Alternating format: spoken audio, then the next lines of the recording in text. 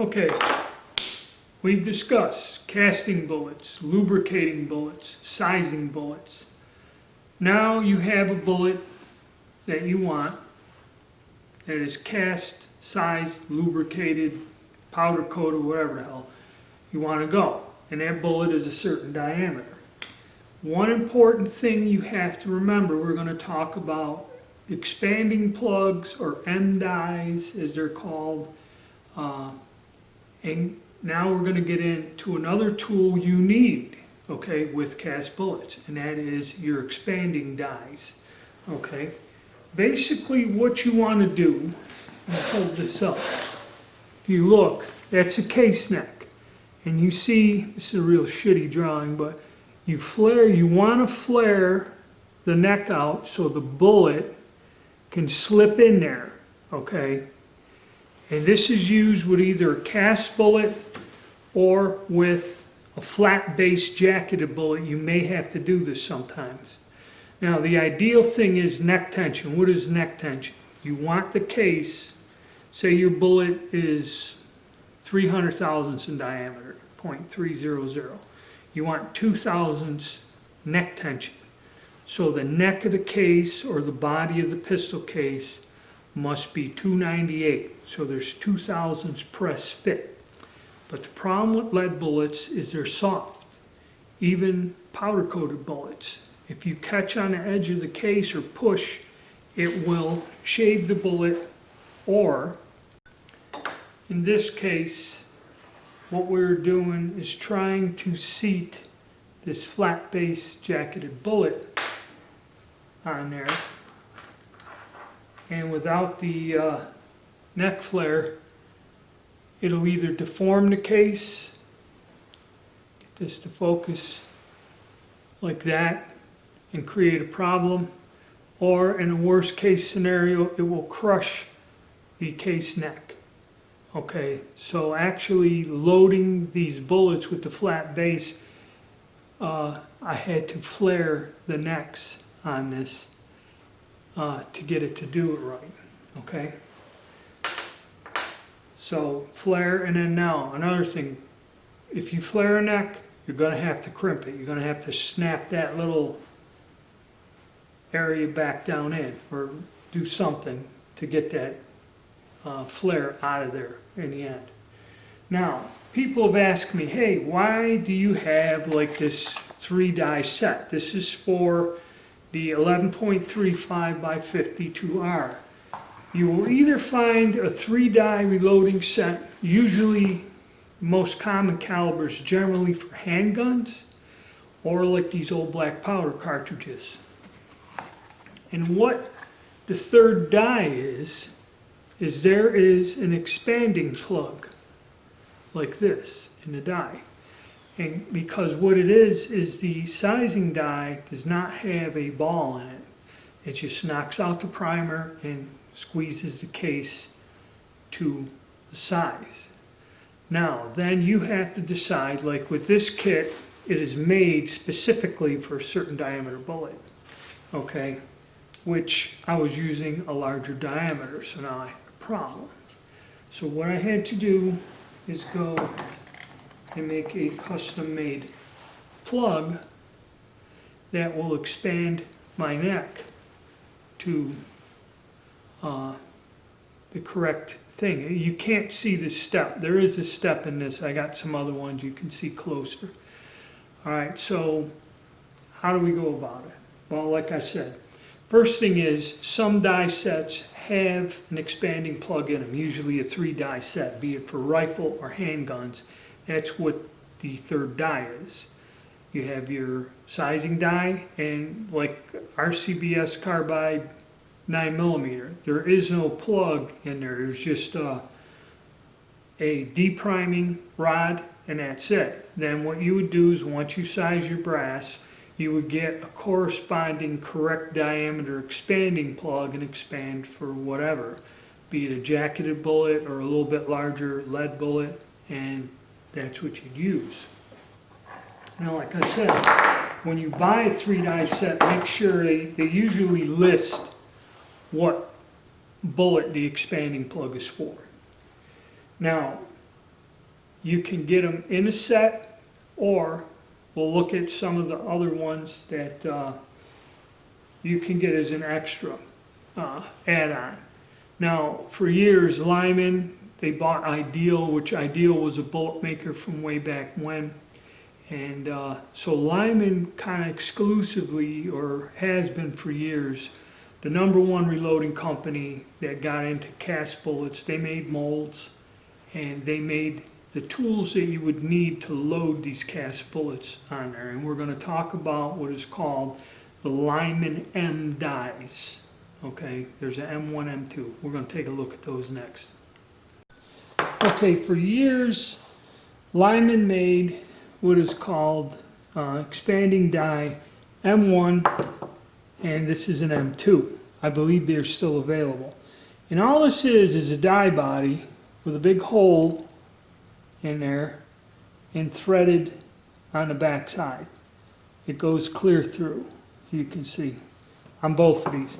And the reason they made two is the short ones for pistol, long ones for rifle rounds. Now what goes in to this is this threaded plug, and there's your expanding plug on there. So you would screw this down in there, and you have a lock nut. And then you would set this die this way, adjust it until this piece here, this is like a 30 caliber, expanded the neck. And you see that, you can clearly see the little ring on the back. That's what's going to flare out your case mouth. Okay, there. And that's how you got to kind of have to calculate that.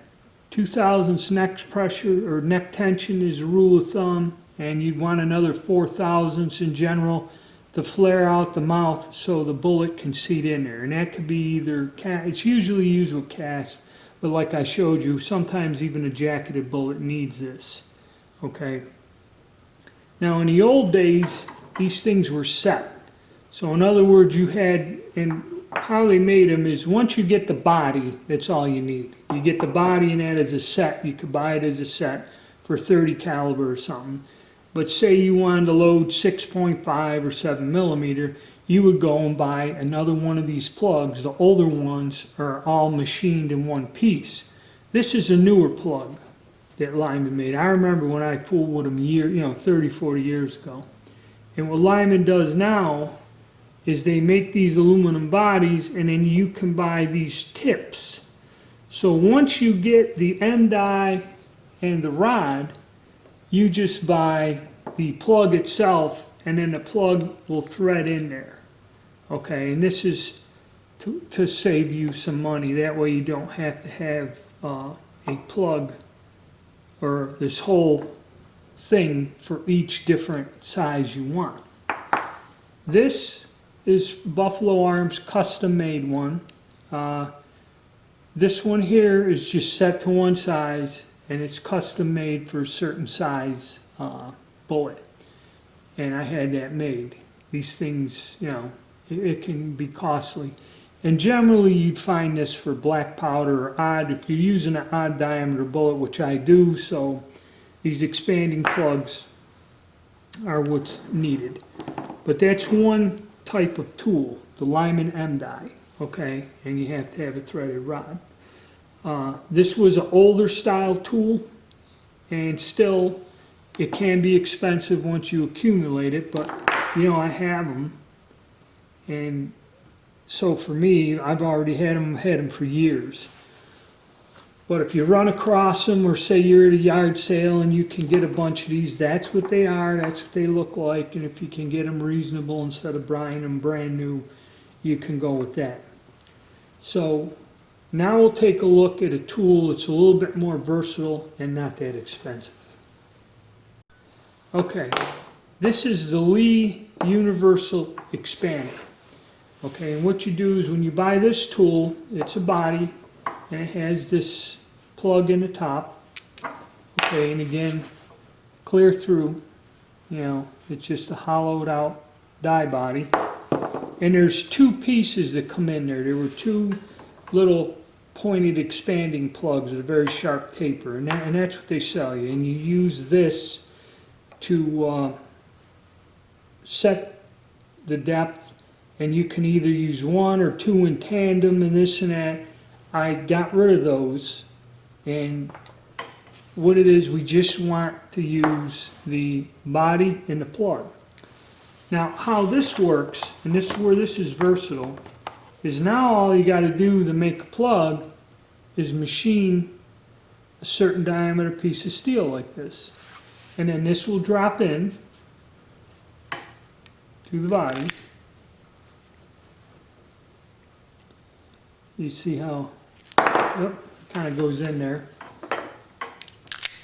And then you use this to adjust it, hold the plug in to a certain depth. Okay, there's your expanding plug. All right, it kind of floats in there. What's neat about this is it's simple to make that plug. It's not that expensive. It costs anywhere from $10, $15, whoever. I made some for some people for certain jobs that were giving them trouble. You can go like the Track of the Wolf, and if you reload black powder, they will make you expanding plugs in all different sizes, and for black powder, just a straight compression plug. Very versatile, you know, and it's pretty simple to be done on a lathe. It's not that difficult to fabricate a plug that'll work, okay?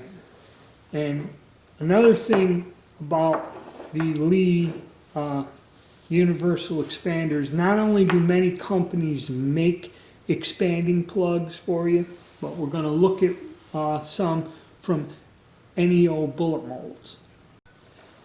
Okay, here's another neat thing about NOE bullet molds. For just about any bullet they make an expanding plug. I think these are like $10, $12. And if you look at them, they're different sizes. This one is 317, 313, okay? So this plug will be designed, they usually go 4 thousandths over. So this would be like for a 319 bullet, getting a 2 thousandths and oh no, I'm sorry, I'm reading it backwards. 313. This would be for a 315 bullet, okay, giving it proper neck tension, and 317 so it can seat. And here I have a 310, 314. This would be for a 312 bullet, okay, expanding plug. And the reason is I'm going to adjust my bullets a couple thousandths to see how it works, so I got the proper expanding plugs for them. Now how these work, and also another thing, is in tandem. What you would do is you take your Lee, and these are for the Lee universal sizer. So like I said, this is a very versatile tool to have. And because it's a pistol one, you'd want to put one in there, put the other on the top, and then screw that in there, like that. That's where you'd use two of them. And then set your die and adjust it from there. Kind of like that. See, a little more stable. And then you'd adjust. If that's not moving much, then you would use the adjust it that way in the die. But that's how that would work. Okay. So the Lee Universal Expander is probably your best bet if you're a beginner.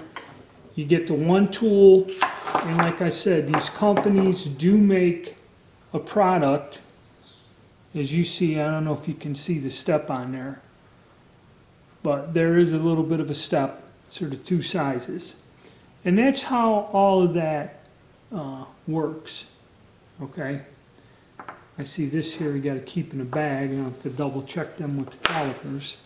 They're not marked. That's one thing I just noticed. These are not marked. So you don't want to mix them up. I'm going to have to double check these when I look at them. or put them up. So that's another critical part with cast bullets, is using your expanding plugs. And like I said, there are companies that use this inexpensive or pretty basic Lee tool. They make their products to work with that item. Okay, so that was about the end of it on the basic tools and that you need to use cast bullets or to reload them. Again, you have to refine the techniques. I gave you the basic information. Look it up. Go to different forums, see what people do. And there is no just straightforward do this. You're going to have to finesse, learn. You're going to make mistakes. Like I showed you, that was last week. I crushed them cases. Okay. You have to learn the finer details by doing it. I can't just make a video explaining it to you. But that is what you're looking to do, and these are the tools you need. A lot of it too, you have to decide, am I just going to like cast, like say most people have a handgun, they like casting bullets for handgun, be it a 38, a 9mm, or a 40. Say it's just one gun, okay? You could buy a lot of this equipment and just keep it basic without getting crazy and go ahead. Now some of this equipment, okay, and that's what I say, you know, when I tell people, I've accumulated this over 40 years, okay? And if you went out to try to buy all this now, it would be thousands and thousands of dollars, okay? Best thing to do is start with one caliber, get some of the basic equipment, and you know, a lot of this Lee stuff and that, you don't have to go buy the $200 Lubricizer, okay? Of course, 40 years ago, that was the only choice you had, other than just a Lee push-through sizer. But what kind of lube were you using? I didn't pan lube back then. I used a ton of them sticks of that soft lubricant for years in one of those machines, and that was kind of the standard. But now you have other choices, and now with powder coating, that's still even another choice that kind of eliminates the lubrication and that, but you still have to size the bullets. So that's going to be it on my cast bullet series. All of this is just basic information on how to do this, and you know, some techniques, and giving you an idea of what type of equipment you have to get and how to use it. Okay, so thanks. I'd like to thank everybody for their support and their encouragement, and you know, stay tuned, and I'm going to keep moving on to the next thing. All right, thanks.